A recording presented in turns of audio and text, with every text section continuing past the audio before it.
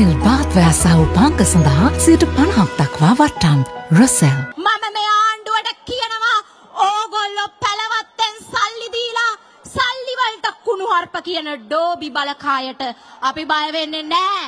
අපි මතක් කරන්න ඕනේ දැන්වත් ඕගොල්ලෝ බලයටපත් වෙලා අවුරුද්දක් ආණ්ඩු කරනේ සැබෑ වගකීම අඳුරගන්න. මේ රටේ බිමේ තියෙන ඇත්ත ප්‍රශ්න අඳුරගන්න.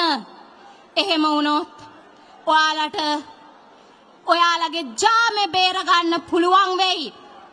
නැත්තම් අපිට කියන්න වෙන්නේ හදට සෝගිනි ඉනට වැරහැලි නැගිටපල්ලා කියලා නෙමෙයි. අපිට කියන්න වෙන්නේ උන් කියූ කප්පරක් බොරු යට පරපුරක් යටපත් කළා කියලා. ඔබට ජය, විපක්ෂයට ජය වේවා. තරුණ අපි වෙනුවෙන් කතා කරපු විපක්ෂයට ජය.